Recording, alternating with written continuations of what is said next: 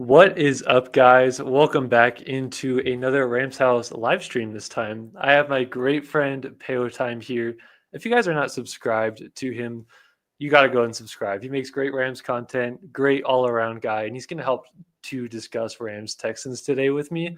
So, obviously, we got a game tomorrow. We couldn't wait. We had to discuss this game with you guys. And so, we got some topics to cover about the game tomorrow and just talking as Rams fans. If you have any comments, any questions, just leave it in the comments below and we'll try to address it. But definitely go over and subscribe to Peo Time's channel. And Peo, if you got any things to plug in here, what your channel name is, who you are, you can go ahead right now. Well, first, Rams House, thank you so much for having me on. It's been too long, my friend, since we've collabed.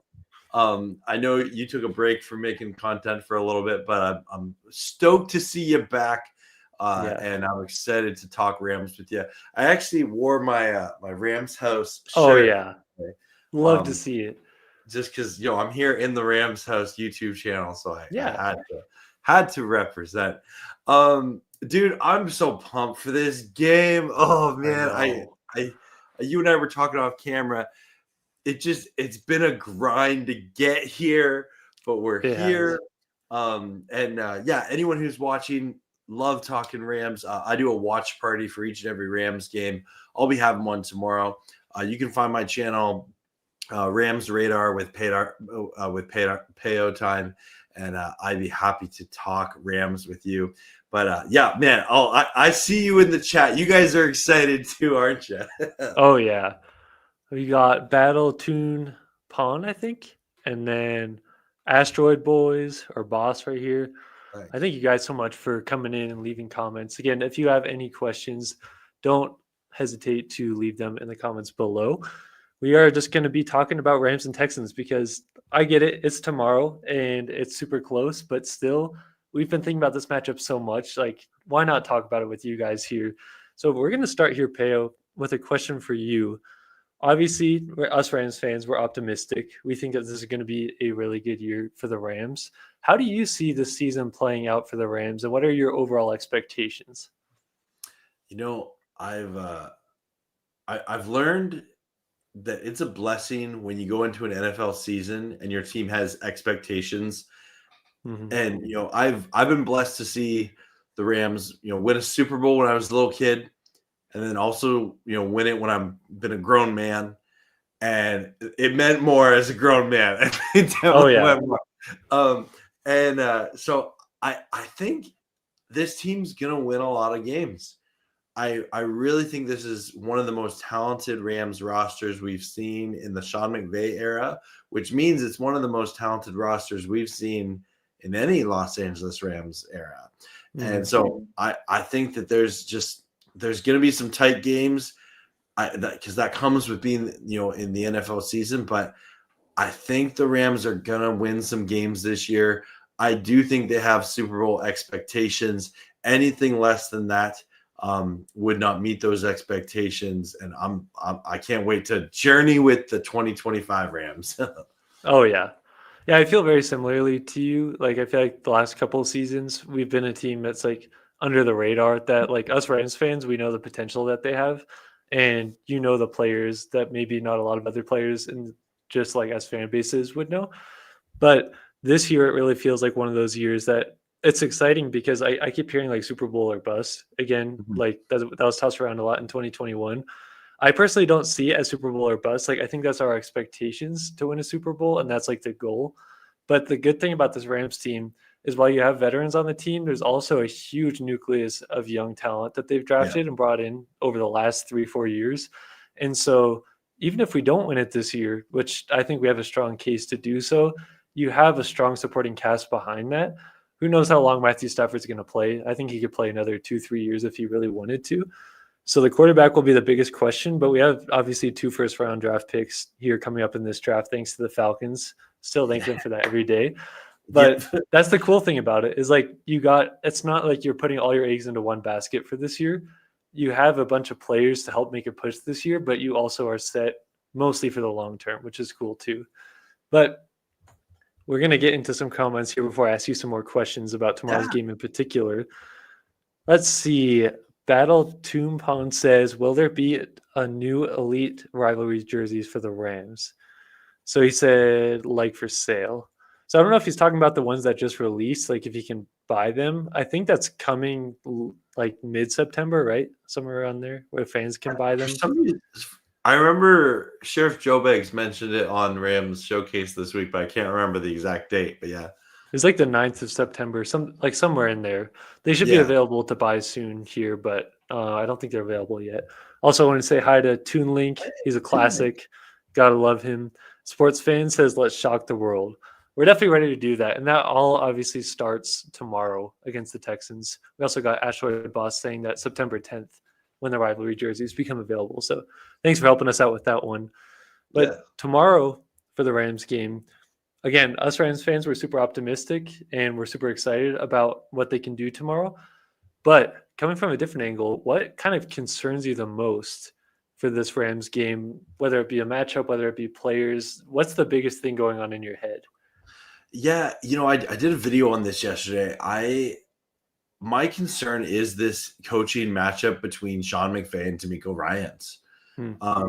D'Amico Ryans, he used to be the 49ers defensive coordinator, and he gave the Rams a hard time. And so I know that two of those losses were the 2022 season, which we don't talk about that anymore. Yeah. But I think that he's a good head coach. He has some good talent around him, and I've listened to a healthy amount of Texans content creators this week, and when you listen to them, a common theme I've heard from them is litmus test. That they view this game for their Texans team as a litmus test, and I think that's interesting because the Texans and the Rams had very similar results last season, where they had an exit in the divisional round to the two teams that would meet in the Super Bowl. And I just think that when we look at this matchup on paper, it has the potential to be a really good game. I don't expect it to be super high scoring, but I do think this is going to be a game that is won in the trenches. And the team that has the more dominant defensive line tomorrow, I think, is going to win this game. Mm-hmm.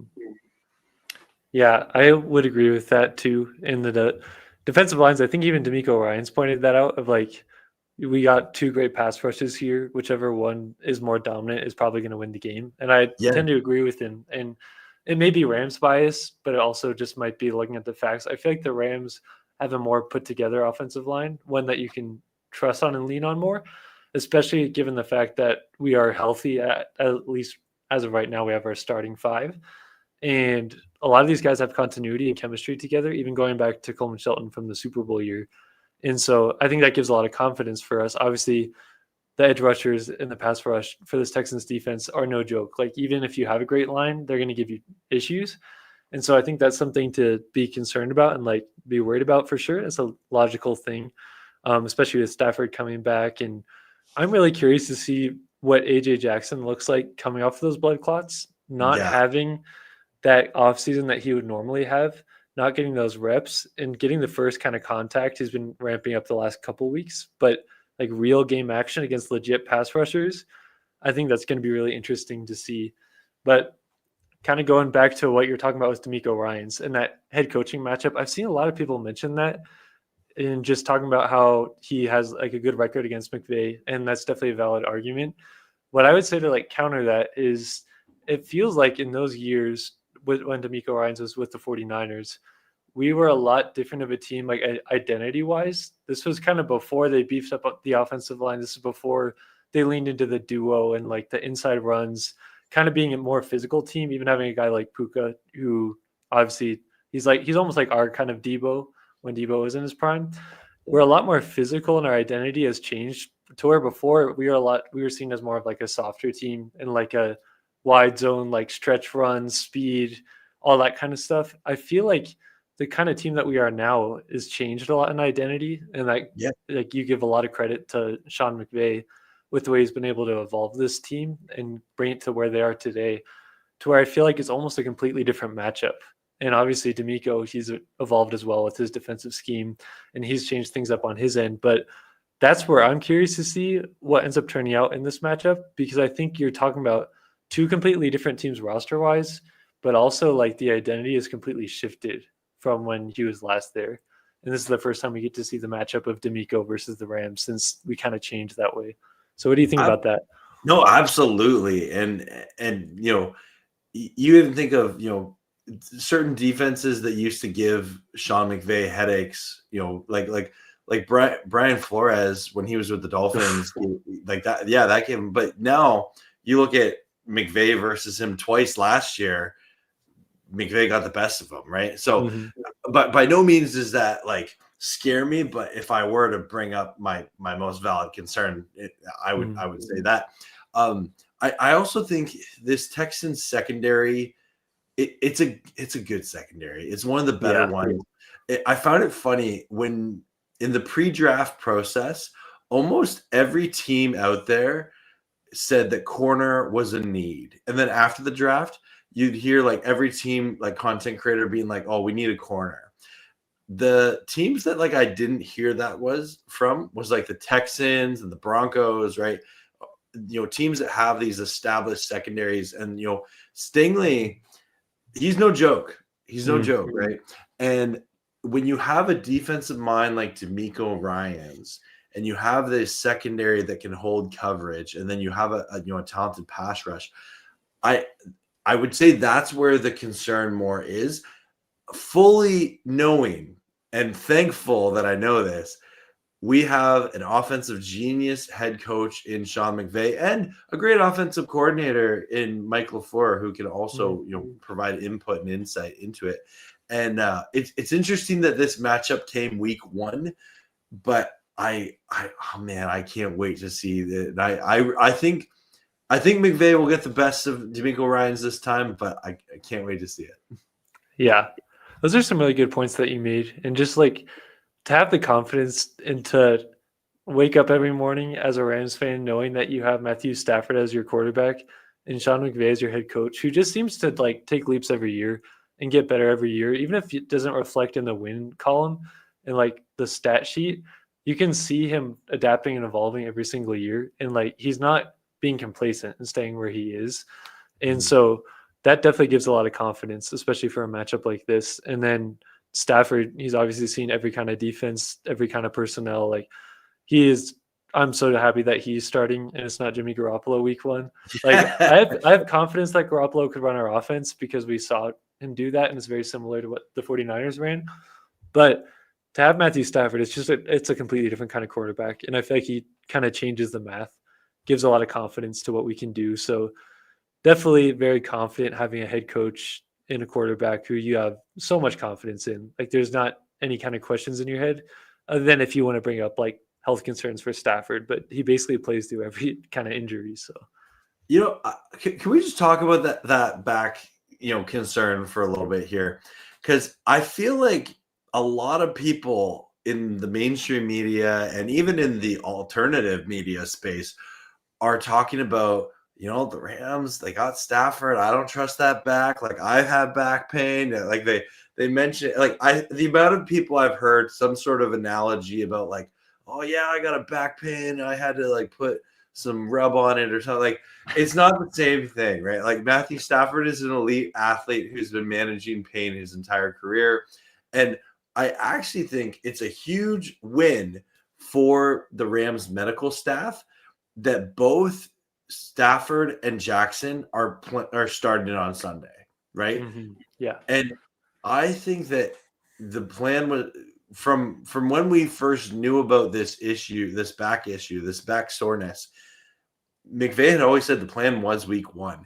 Now, some of the language kind of changed, and I think that kind of created a bit of a media cycle about Matthew Stafford's back, and there was the weird like spaceship thing that was like training.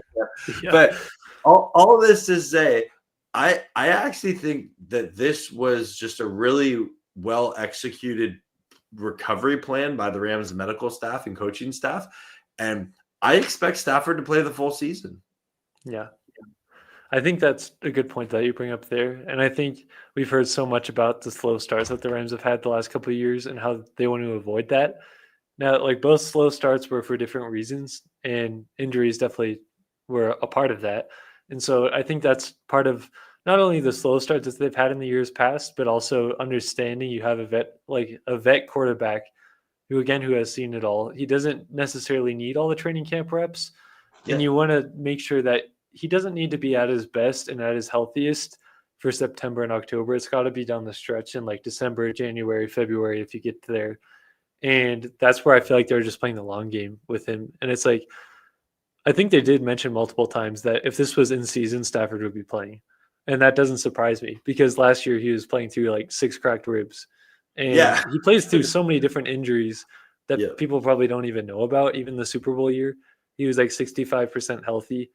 And so I think when it comes to the season time, it's going to take something crazy to get him off the field because he just doesn't come off the field. Yeah. No, you literally like they'd have to call like security to get him Yeah, off. Yeah. exactly. You'd have to like pull him off the field, and even then he'd be fighting you. So I definitely think that you could see a little bit of a game plan here against the Texans when you got such a good pass rush and you just got AJ Jackson back. You could see a little bit more of those quick passes and a little bit more of the run game. But I don't know. I just have this feeling like, well, in your head, it might be the best thing to run the ball or to play the quick game. I just have a feeling McVay is going to want to show the world Devontae Adams, like his new toy. Yeah. McVay loves to pass the football. Yeah. And so I feel like at some point, the flip is just going to switch and we're just going to be passing all over the field. That's what McVay does. Yeah, and that's why they traded to get Stafford is so that you can use the full playbook and Yeah. literally he can throw anywhere on the field, right? Like Yeah. there's no limit to that arm talent. And to the Devontae Adams thing, how stoked are you to see Devontae Oh my Adams gosh. finally in a Rams Seriously, uniform? this feels like a dream to me. Like this has been the kind of receiver that the Rams have been looking for since McVay got there. And I would argue that they haven't had one like this the whole time. No matter how many good receivers you have, he's a completely different style. And Yep. that's what's most exciting about him. I think the closest person you can compare to him, just like play style wise, is Odell. But even then, I would argue when we had Odell to compare to when we have Devontae right now, I think Devontae is a lot better of a route runner. And he's a bigger frame. He's a really good X receiver. You can use him on like the red zone fades. You can use him on the backside digs. Like you can use him everywhere. And I think the most exciting thing to me about having him is first the help he's going to bring into the red zone because that's been an area of struggle for the Rams unless you just give it to Kyron. But I think he's going to be a red zone nightmare. But also the release packages that he has is crazy. Like Stafford's quick release that he has for throwing coupled with the release that Devontae has, in like a second, he's off the line and already like open. I think that's just going to be so fun to watch. And he's honestly been the player I've been most excited to see this season. So to see it come to fruition tomorrow, like it doesn't even feel real.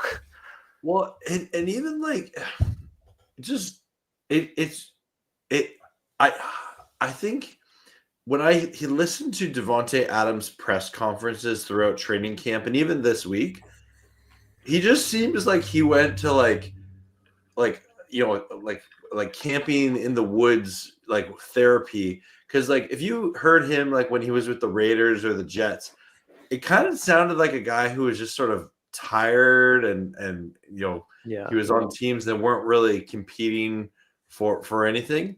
But he is dialed in, right?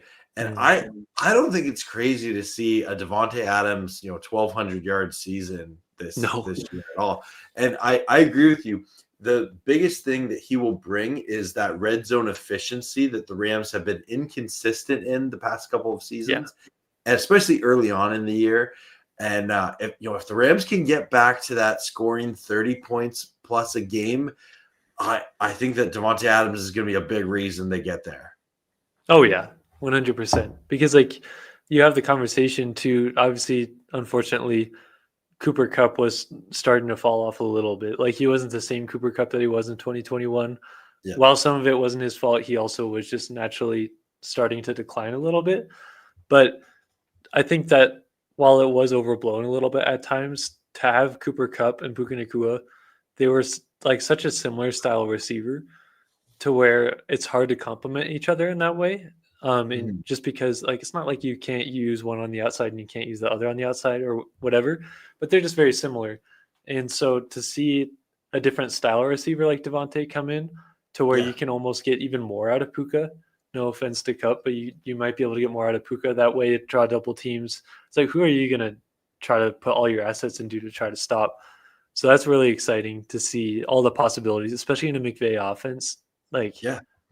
that's just so exciting.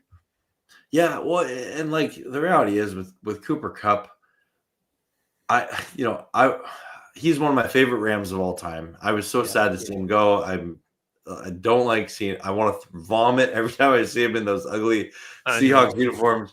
But I acknowledge the reason why the Rams moved on from him. Mm, The past 2 seasons, it's he's always kind of had these lingering injuries that he's playing through, and I think the Rams were just tired of that always being a factor in Cooper Cup's play. mhm. And they made the tough decisions that a lot of other teams don't have the guts to make, and Yeah. they moved off of a fan favorite player like Cup. And again, was kind of sad when he left, but I would be lying if I said I wasn't excited when we got Devontae Adams as kind Yeah. of a token there. Imagine like how much more sad I would be if we didn't pick up Devontae and Oh, we just kept what we like. I feel like Devontae's helped us like cope a little bit just yeah. because like you're like, oh man, what can he do in this offense? And like it almost distracts you a little bit. But I feel like just as a testament to who Cooper Cup is, it Mhm. takes a lot for me to be able to keep up with the Seahawks content more and see what's going on. But Right. he's definitely made me track them a little bit more. Just keep my eye in the background, training camp, see if there's any clips of him. Like while he's on the rival now, I still like have found myself to be like a little curious what's going on and seeing. That's just a testament to who he is because obviously he's a fan favorite and it's Totally. sad to see him go. I'm hoping the Seahawks start like 0-4 and they trade him just so Yeah, that the that'd be Rams never nice. actually have to play. That's my secret hope. It's probably not going to happen, but Just trade him to the AFC, give him do a contender or something like that. yeah, exactly. Yeah. Yeah, so we're gonna move on to our next comment. Well, or our next like topic. We'll get to the comments here, but I just want to respect your time and get through these. Oh I don't know yeah, how much time you have no tonight, but we kind of talked about it. It's probably Devonte Adams, but worries. who are you most excited to see tomorrow in this matchup in particular? You know what? Definitely Devontae Adams. I'm excited to see everyone, but I'm actually I'm gonna be a little different. Hmm. I'm excited to see Quentin Lake and Nate Landman, Ooh. who I think they're two of the most underrated players in the NFL. And I'll start with Quentin Lake. I really think Quentin Lake has the potential to be a top 5 safety this year. I think that he's been getting better each and every season. And I really like the leadership that he brings. I like what he brings to the safety position. He makes me feel safe. That's how good of a safety he Yeah. is. Um, and yeah, he's a player that I love watching his career develop, and I'm a big fan of Quentin Lake. And then I say Nate Landman as someone who was late to the Landman party. I think, and that party has started recently. In I Yeah. like, I remember when the report came that like Nate Landman was signed to the Rams from the Falcons, and I was like, oh, okay, like I guess he's coming in to compete for the starting linebacker position. Like, okay, that makes sense. Little did I know, it wasn't much of a competition. He won it pretty Yeah. convincingly. And so much so he got voted a captain. He's gonna be wearing the green dot. And it's been cool to see a guy like that get his opportunities. And I'm thankful that the Rams signed him, and I'm excited as excited as I am to see Devontae Adams. I would say I'm just a little less, but I'm excited to see Nate Landman and obviously Mm. Puda Ford, the other free agent acquisition that came in clutch this year. But yeah, I'm gonna say Quentin Lake and Nate Landman tomorrow. I'm excited for it. What about you? Those are honestly some really good picks. And I think it's really cool that you picked Lake too, because I think more Rams fans are getting on Quentin Lake and they're like understanding more of how valuable he is. Mhm. And I think on Between the Horns, they were talking about it a little bit. He has basically done everything else other than get turnovers. Like he has every other part of the game basically mastered. If he can just start to get the turnovers, especially like interceptions and things like that, I think he could be an all pro or a pro Yeah. bowler, like somewhere in that conversation. And that definitely got me thinking about that just because like I think they have a good point about it. Like every position, he's very versatile. He can obviously play the slot. He can play outside if you need him to. He can play over the top. He can play as a linebacker. So he's versatile. But if you can just get those turnovers to start clicking here, like you're talking about a top safety in the league, which is really Yep. exciting. So glad that you highlighted him. I obviously am super excited about Devontae, and he's just been the guy that I've been so excited to see all offseason, as probably a lot of other Rams fans have been. But for this matchup in particular, I'm actually really curious to see Kyron Williams Yeah. because he's gotten so much flack over the offseason. A lot of people didn't want him extended just because of the fumble issues last year and him not being fast enough, as people say. But I just love that we brought him back. Like he's such a good culture fit for this team Yeah. and such a good energy. Obviously, grew up as a Rams fan, watched Steven Jackson. Like there's so much to like about him. Yeah. But I think you're going to really see the improvements that he made. He's already a really good running back. But why I'm most excited to see him in this matchup, and I mentioned it in my preview this week, I think with him against their linebacker, Al Shair, he's obviously came from the 49ers. He's very physical, very rangy. He can get around the field really well. They play very similarly to each other, but obviously on offense and defense. So I think it's going to be really cool to see Kyron against him because we never got to see that when the 49ers had him. And I think those players play so similarly, but on opposite sides of the ball. So to see that matchup in particular, but also to see how he responds to his new contract. And I think he's going to be the same guy, if not better, especially with all the doubts that people have on him. So I would pick Devontae and Kyron. Hey, those are great picks, right? And I'm glad you brought up Kyron Williams. I will always go back to his interview last year when he's cleaning out his locker and the reporters ask him, what's he going to do in the offseason? And he literally said what every Rams fan is thinking. He wants to work on ball security and he wants to work on, getting bigger chunk runs in there. Mhm. And he had an entire offseason. I'm going to guess he ran a ton of hills to try and Yeah. increase, that acceleration, that burst. And the reality is, as much as people criticize the lack of 20+ yard runs that they would like to see out of an elite running back, he had opportunities for that, but just it didn't quite get there. But he's Yeah. still a young player. He's in the prime of his career now. And I think my favorite part about him getting that contract extension is he has an opportunity to be one of the elite Rams running backs. And the Rams Mhm. have such a storied running back, history, right?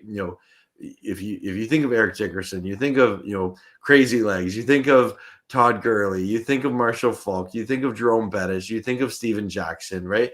Kyron with this contract has the potential to be in that, elite history of running backs that he's getting, a second contract with the Rams. And I think Kyron's best football is still in front of him. We haven't seen it Mhm. yet. Which is super exciting because he's already shown so much. And Yeah. that I feel like he's as good of a football player as he is as a person. And that doesn't get talked about a lot, but like the personality and the team leader, he's obviously a captain this year. Just everything about him. Like there's not you can't pick out things to dislike other than like last year's fumbles and if people want to pick on his speed. But it's like if you're a running back in the NFL, you don't have to be an extreme speed guy. You don't have to always have breakaway runs. Those are exciting, but not everybody's the same style of running back. And I think given the athleticism that he has and what he's been given, I think that he maximizes that and does even more. So he's a willing pass protector.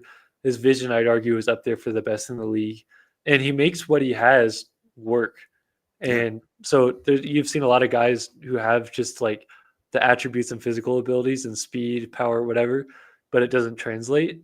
But I think he's maximizing what he has, which is really cool to see. Absolutely. There's a lot of people in the comments that are talking about who they're excited to see. Toon Link Main says, Yeah. more excited about Devontae's first touchdown. Me too. And I'm not sure what that's going to look like, but I feel like it's going to be a red zone one or somewhere inside the 10, maybe like a slant or a fade, one of the classics. But I don't I don't know. I'm curious to see what it looks like. I just have a feeling it's going to be somewhere inside the 15 or 10. You know what? You're probably it's honestly it's probably going to be like one of the plays that McVay told him on the video call when he was recruiting him of like, this is what Yeah. we're going to do. It's going to be like the simplest like slant route, but it had a really complicated like fake to it. So yeah, Yeah. I see it. Somebody else, sports fan, says Jared versus Devontae. Those are very good picks for who they're excited to see. Did JJ you hear? says, which is, Sorry to interrupt. Did you hear that? So the Texans left tackle, he's apparently a rookie second round draft pick that they like, but his welcome to the NFL is going to be Jared Verse. I know. That's so exciting. Like, I Yeah. feel bad for him. He has the chance to make a statement, but like, as a Rams fan, it's like you got to be licking your chops on that. Absolutely. Yeah, so he's obviously excited for Puna Ford. Yes. I think that's an underrated addition for the run defense as well as Nate Landman. Which, by the way, is it Nate Landman or Nate Landman? Because I've heard both, and I don't know what is official how he goes. That's interesting. Like I'm Canadian, so it might be an accent thing. Okay. I've always been saying Nate Landman. Yeah, I've heard that from even like staff members, so I feel like that's probably what it is. But the first like 3 or 4 months when we had him, I was just saying Landman, and now it's like I don't know. We'll see. I guess he's gonna make his name known in this game. Yeah, that's interesting. I do think it's just however you pronunciate it. Yeah. I also think this is a good point by JJ. He says Rams draft quickness and not speed at running back, and I'd argue quickness could be an even bigger trait than speed. Again, but it all comes down to like the vision and utilizing that, not just relying on athleticism. So, next topic that we have: who will be the player of the game on offense and defense for you? So, who do you think is like going to be the biggest contributor for a Rams win? I'm gonna say we just talked about Jared Verse on defense. I think everything we've seen out of Verse is he is ready to level up his game, and I think this could be a big statement game for him week 1 here. Given that he is facing a rookie at left tackle. Offense, it's tough. It might be a Kyren Williams guy. I know Jake Ellenbogen had a really good video talking about Kyren Williams. It might be a big Kyren Williams game. Just kind of game scripted it up that way. I think if the Rams have a lead, absolutely, I think that McVay trusts Kyren to kill this clock and bring home the W. But if the Rams are playing from behind, I could see it being Devontae Adams or Puka, maybe Tutu, Chugga Atwell has a big game here. So I don't know. We'll see. Week 1 is often wonky too, right? Yeah, I agree. I think JJ is agreeing with you too about potentially Tutu. I see a lot of people saying this in the comments because I think their rationale is that like all the attention is going to be on Puka and Devontae. So Tutu could be a guy that just doesn't get a lot of respect on the defense. And obviously they paid him to bring him back, which surprised a lot of Rams fans. So that's honestly not even a bad pick. For me personally, I would say offense is harder because I feel like I see a lot more players kind of working in collaboration to make the offense run. I don't know if I see it as being like one guy is the reason, but Devontae's an easy pick, obviously. It's because I feel like he's just going to open up this offense so much more than a lot of people are expecting. But if I were to put on one person, I would say Matthew Stafford, which is obviously it's an easy pick. It's the quarterback. But as we talked about earlier, it's like you have so much confidence and so much trust in him, all the defenses that he's seen. and the confidence that he knows exactly what the defense is presenting, and he knows to make changes at the line if he needs to. And obviously, you have a bunch of weapons, but if you don't have a good quarterback to give the ball to those weapons, it doesn't matter. Yeah. And I just think that we're going to really see Stafford begin to break out again for the Rams, because it's been a couple years since, like, us Rams fans, we've seen how good he's playing, but stats wise, a lot of NFL fans would think he's on the decline or he's just an okay quarterback. But I think with the situation around him, and if everything goes well as far as health, I think he's going to like reintroduce himself as like an elite quarterback again for people who may not think so. And then on defense, I think it's an easy pick with Jared Verse. Like, just with the matchup that he has against a rookie, no matter how good the rookie is, I just think that's a matchup that's going to be really exciting to see. He already made improvements, obviously, this offseason, adding more of a speed rush rather than being a power rusher only. And I think the Texans are going to game plan around him. Just that's the smart thing to do. But I could see Jared Verse being a big reason, because it just changes the whole game plan for the Texans.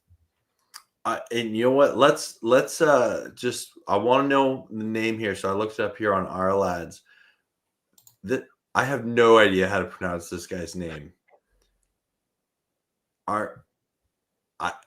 Yeah, I'm not even gonna try. That's hilarious. It's Eritote Oh, is it? Ursi? I think it's Ariante Ursary. Oh, Ariante Ursary. Okay, well done. Wow. It's Okay. a crazy name. Yeah, that is okay. Well, I'm excited to see Jared versus Ariante or Ursary. There you go. And yeah, so okay, that's that. So Ursary, we're hoping he doesn't end up in the nursery. Yeah, that's funny. We got a Texans fan in here. He says he Hey, thinks it's going to be 27-14 Texans. I'm okay. curious on why you see that happening, and like if you could give me in the comments how you see this game going and who are going to be some big players for the Texans. Just because Yeah, as a Rams fan, it's cool to get other perspectives. He absolutely. says, "I see spinal pain for Matty Boy." The thing is, though, with obviously Stafford, he's dealt with injuries and he usually plays through them. And even Cooper Cup said he seems to get better when he's playing hurt, which is kind of Yeah. funny because I would agree with that. It's almost like he locks in more when he gets hurt, and like he just gets into a different zone. So as long as spinal pain doesn't lead to him walking out of the game, I'm fine with it. Well, and like I also think back to, do you remember when McVay said early in training camp, like if there was a game today, Stafford would play, and Yeah. then like again, there was a weird language change. I think that like the medical staff were like, "Hey, don't talk like that." Like they want to manage his treatment and things like that. Like I honestly am of the camp that the medical treatment, the plan has worked. The Rams will continue to monitor it like any team would their quarterback, but I fully expect Stafford to sling it around just like we've learned to know and love. Yeah, I definitely agree. We got the Texans fans saying the Rams defense is cool, but our defense is better. Honestly, I don't even think that's a crazy hot take. Like, I'm so high on this Rams defense, but if you look at the Texans defense, just as an NFL fan, they've got talent all across the board. And obviously their head coach is defensive minded. So I've got a ton of respect for the Texans defense. And I think they're going to be one of the top ones in the league again. I just think that you also got to look at who we have on offense and look at the coaching that we have. I see this game as being one that may start a little bit slower on the offensive side for the Rams, but I think given the veteran leadership that they have and given the coaching that they have, they're going to make enough adjustments to where they'll begin to pull away kind of in the second half of the game.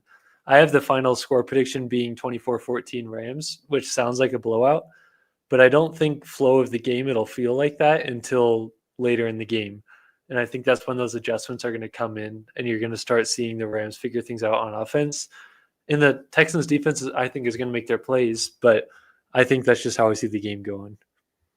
Well, and I appreciate role one being in here. Mhm. You gotta give credit where credit's due. This Texans team is a good team. They absolutely could win this game. and there's no shame in losing to the Texans at all. No. But I do think it's interesting when you hear, D'Amico Ryan's talk, when you hear Texans players talk, when you hear Texans fans talk, they're fed up with being the AFC South division winner, and that's the only title they win each year. Mm-hmm.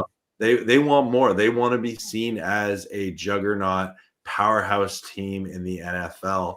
And this week 1 game is an opportunity for them to try and do that. And like I said before, I have heard so many Texans content creators use the term litmus test many times, right? They view the Rams as a litmus test, as where they're at as a team. Was the offseason moves that they made as a team what they needed? And so with that perspective in mind, I think that it's going to be a great game. I think it is going to be coming down to the wire. I think this is going to be one of those like field goal games, team with the ball last and kicking a field goal just before time expires wins this game. I'm thinking it's going to be like a 23-20, 20-17 kind of game, and that's just my vibe. And that would be a fun game too, honestly. Those close games, while they're scary in the moment, they're always fun ones to look back on. Oh yeah, especially if you win. Oh yeah, especially if you win. Obviously he doesn't agree with the takes, and well, I definitely respect that. Being a Texans fan and us being Rams fans, we have some bias to it, and I'll definitely admit to that, having bias. That's just how I see the game going. But thank you so much for stopping in to the channel, by the way, and definitely hope that you guys have a good game. As far as our next matchup thing that we're talking about, what do you think is the best matchup or best matchups for the Rams this game against the Texans? I mentioned him earlier, Stingley versus, and I'm assuming he's going to be covering Puka. I feel like he might cover Devontae. You think? Yeah, just based on the fact that I think Devontae is going to play more outside, while Puka will probably play more in the slot. Okay. Which, I guess Stingley could travel in the slot too, but I think he'll probably be on Devontae more. But I might be wrong on that. Who knows? Well, and they have a good second, like CJ Gardner-Johnson's there as well. So in general, this Texans secondary versus the Rams wide receivers, I think is going to be a fun matchup for football fans. I know that both McVay and D'Amico Ryans talked about winning in the trenches, but there's a lot to be said outside of the trenches, and I think that if Devontae and Puka can win their one-on-one matchups, it could be a long day for the Texans defense. That being said, they do have one of the best secondaries in the NFL for a reason, and I think it's gonna be a treat. Yeah, I think that's going to be a really exciting one to see too, just because it's one of those things where both of them are so good that you can't say just one side's going to dominate. I think it's going to be like a back and forth between them. Who knows what the stats are going to turn out to be? And I still think that Devontae is going to have a huge impact on this game, and Puka will have his big plays. But I also think that the Texans are going to have their big plays, and I also think that Stingley's going to have his breakups and the reps that he locks them up. They're both just insanely talented on either side, which was what makes that matchup so fun. I think for me, that one's obviously a fun matchup. I already talked about the Kyron and Alshire matchup at linebacker, so don't really want to go back on that one again. But I think it's an obvious pick. I just think watching both Havenstein and AJ Jackson go against Daniil Hunter and Will Anderson Jr. is going to be such a good matchup, just because, again, no matter how good your offensive line is, these guys are going to present problems, and they're going to have their wins. And to see how the Rams game plan around those guys, and again, specifically how AJ Jackson responds after missing a lot of camp, is going to be very interesting. Hopefully we don't have Stafford taking a bunch of hits and all of that, but I think that'll be a fun matchup to watch. Absolutely. Yeah, no. And just while we're talking, someone we haven't even mentioned yet, and I would like to know what your thoughts are, CJ Stroud, the Texans quarterback. I'm shocked we have not mentioned. He's a great quarterback. He is. And he's coming into year 3. I feel like he has a ton to prove. Like, there's few players in the NFL that probably have a bigger chip on their shoulder right now than CJ Stroud. What are your thoughts about him coming into this game? Yeah, I'm very interested to see how he does in this game. And I think even last year when people argue the sophomore slump that he had and talk about how he really fell off, I really think that goes back to what was the situation around him. I Mhm. just think with all the injuries that they were suffering from the skill positions to the offensive line, it just wasn't the best situation, especially compared to year one. And I think he took a lot of blame that wasn't deserved, and he was a reason that they were in a lot of those games and winning a lot of those games. And CJ Stroud, as a person, as a player, is definitely one of my favorite quarterbacks in the league, outside of the Rams. So I think he's going to definitely give us some problems. And people have talked about him stepping into year three, being able to make changes at the line, make audibles, and see things. So I think he has room to step up again, and I expect him to do so. I'm just curious to see how much he can do that against a defensive line like this. I'm not saying he's going to have a bad game. I just don't know if it's going to be like when you look back on the schedule of all the games the Texans played this year. I don't know if this is going to be one that you look at and be like, man, that was the best game of the season that he had. I just think that we're a good matchup for them. And this is early on when they're still kind of figuring out offensive line. And this is early on when they're still, obviously, they have our coordinator, who Nick Caley is going to be the new offensive coordinator, get those things into gear. This is the first game for a lot of things to begin clicking into place for the Texans, where I think they'll get better as the year goes on. But for this matchup in particular, I don't see it being one where they're just like explosives everywhere. So Yeah. I definitely have a lot of respect for Stroud, but that's just kind of how I see it going. What about What? you? Yeah, I know. Agree. Very much agree with everything you said. I'm excited to see CJ Stroud play because he's a great quarterback that plays good Yeah. football. I am hoping that this is not one of the games that people look back and we're like, oh yeah, that's the game that CJ Stroud took the next jump to be an elite talent, right? Yeah. Because I actually think that game is coming this Mhm. season at some point. I think I'm most nervous if CJ Stroud really has taken that next step in his his progression as a quarterback, as a professional. I'm I'm nervous not so much about his running ability or his ability to have a quick release or something. I'm nervous if the Rams pass rush doesn't get to him quick or the Mhm. Texans roll him out. Those deep down the field throws. I know he's going to be missing Christian Kirk and some of his other wide receivers, but he's someone that he does have underrated arm talent, and not that I'm scared that the Rams secondary can't cover for that, but I just think that CJ Stroud can be a playmaker down the field, and Oh he yeah. doesn't get enough credit for that. Him and I feel like Nico Collins. Like Nico Yeah, Collins, I still don't think he gets enough respect around the NFL for how good of a receiver he is. And when you look at him, I don't think a lot of NFL fans think of him as a guy who can stretch the field and have a deep post route or a streak and open a game. But he's done that so many times, even last totally. year. He's a guy who can break the game open, and all it takes is him doing it one time to be able to break a game open. And so that connection between both of them is very strong.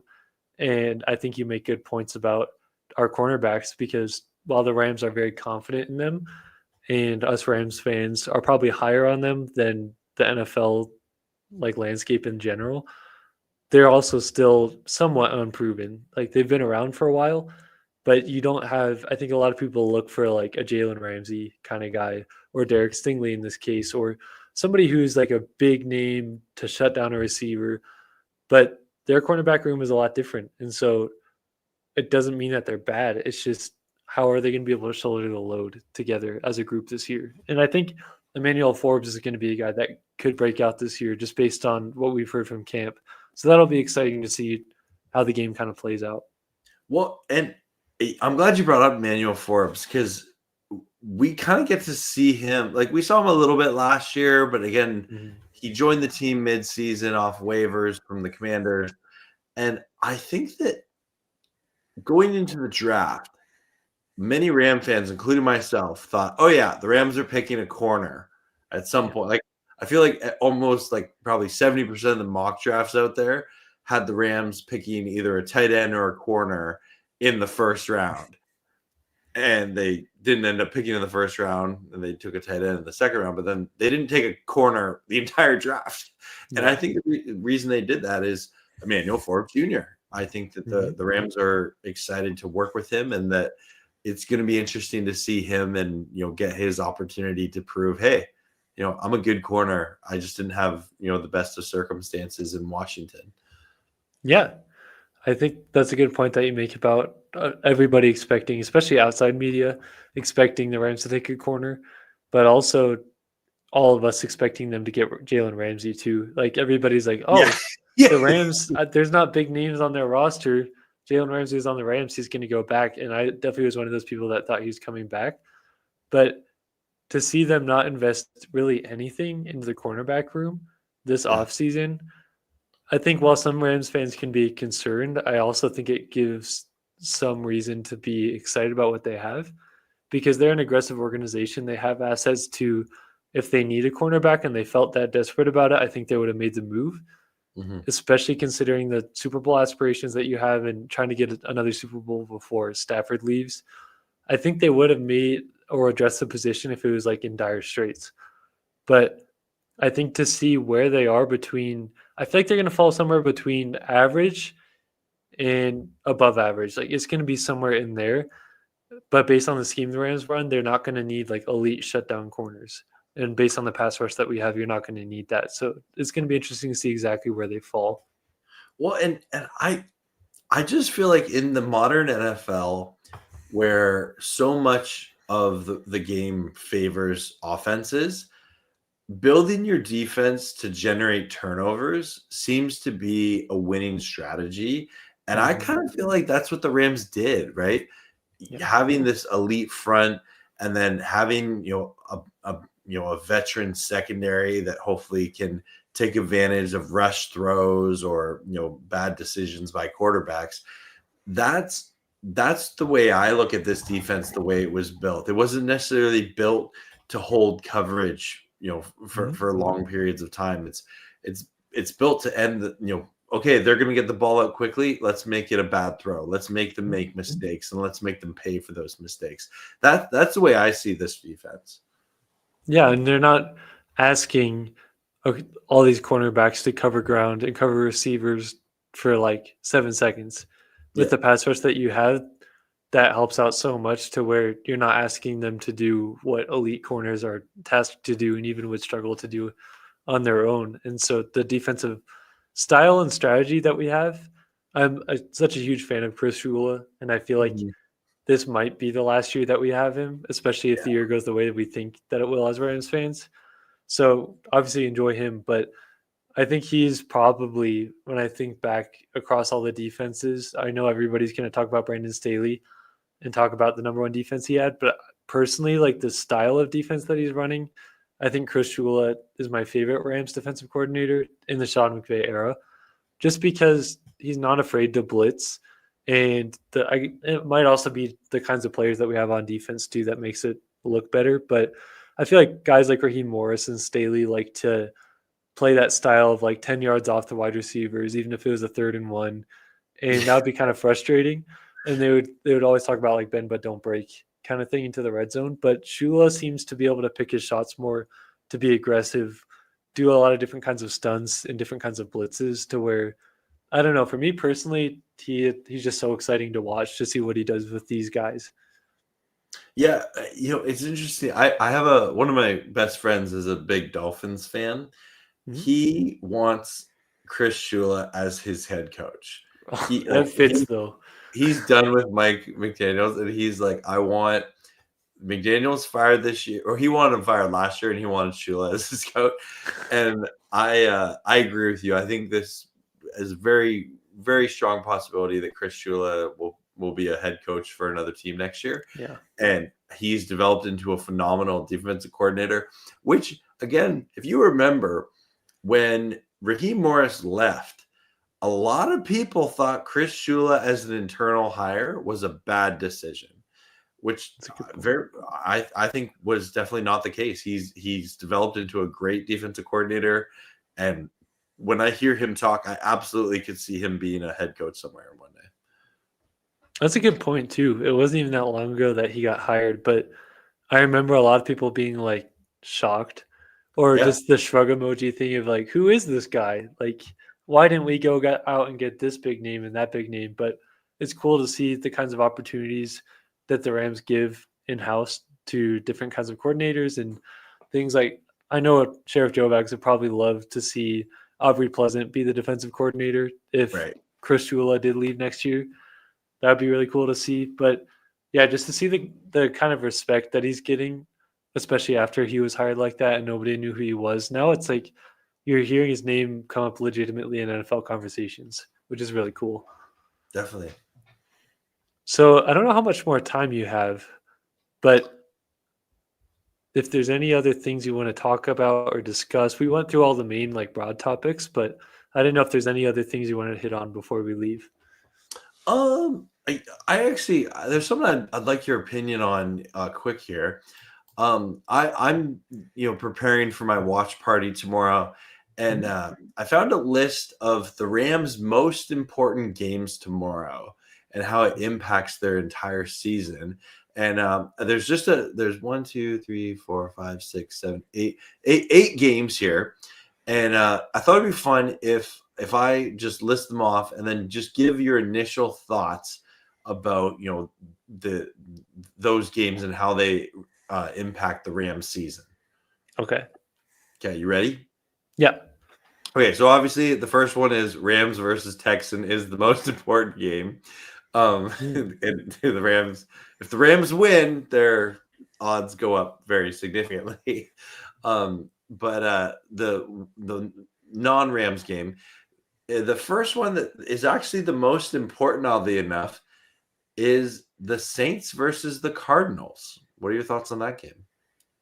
That was like number one on the list, or is that just no specific order? So in the importance factor meter, Rams versus Texans is number one. Number two is Saints versus Cardinals. Really? Yep.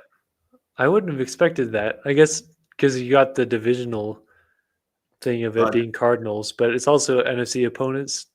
But I don't see uh, the Saints being that good. So yeah. Well, this page that I'm looking at here. It does not take account for team skill. It's just like mathematically. okay. And so the divisional opponent of the Cardinals, if they were to lose to the Saints, would really help the Rams. But also, the Rams play the Saints later this year, and they're an NFC team as well. Oh, okay. I see where they get that. Okay, Mhm. that's interesting. I Yeah, wouldn't have thought that one to be such a huge important game. Just like looking at it, but right? wow, that's crazy. Yeah. So the third most important game tomorrow, and I know what you're thinking, it's probably the 49ers versus the Seahawks, but it's not. Really, It is, in fact, the Lions versus the Packers. really. Yeah, because they're both two teams that are seen as competitors for the Rams, like in Mhm. regards to seeding. Yeah. Plus, the Lions playing the Rams later on in the season as well impacts their overall schedule. That's actually that one makes more sense than the first one did, even though it's lower in significance. But I could see both of those teams being ones that are competing for the one seed, or at least being up there. So Mhm. that one makes a little bit more sense, even though it's not divisional, obviously. Yeah. Okay. And then, okay, the next one is the 49ers versus the Seahawks. That one's the most surprising on the list, to be honest. Well, and the reason being is because likely one of them will lose, but a loss to the Niners or the Seahawks in week one mathematically affects the Rams the same degree. Hmm. So it doesn't. I guess it would be more so on the eye test of who you think is going to be better down the stretch, like for the whole year, for Yep. either team, and which one you're more confident in. I think the Seahawks honestly are going to be better than a lot of people expect. Like I honestly think I see them putting up 10 to 11 wins. Okay. See, I am not high on the Seahawks at all. Yeah. Mainly because I don't think Sam Darnold will ever have as good of a season as he had last year. Yeah. But not that I think the Seahawks are going to be like an easy out team, but I think they were a 10-win team last year, and I personally think they're going to regress a little bit this year. Okay. Interesting. Yeah. So next, this one might surprise you also. The Jaguars versus the Panthers. What? Because the Rams play both the Panthers and the Jags this year. Mhm. And both the Jags and the Panthers are a common opponent of the rest of the NFC West. Oh, so that makes sense. Does it help at all in the case of if either one of those teams ends up having a better record, so that if the Rams win, they have a better like strength of victory or anything like that That too? definitely comes into play. Hard to judge off week one, Yeah. but ideally the Jaguars beat the Panthers. Yeah. Mhm. Like obviously with the conference thing too, Mhm. AFC, NFC. I just found it interesting. That's a really interesting list, especially the first game, Yeah. or I guess So there's second game. 3 more on here. Mhm. The next one is the Bears. Oh, sorry. I should say the next 3 have the same amount of weight that affects the Rams, so they're technically tied Okay. there. But it's the Bears versus the Vikings, Mm. and the Falcons versus the Buccaneers, and then the Giants versus Commanders. And all of those are NFC teams. And like in the case of the Falcons and Bucks, like the Rams play them, so I guess that's maybe a little bit more. Mhm. But yeah, so that's kind of the full list of the most important games for Rams fans to pay attention to tomorrow. That'll be really interesting. I don't know how you found that either.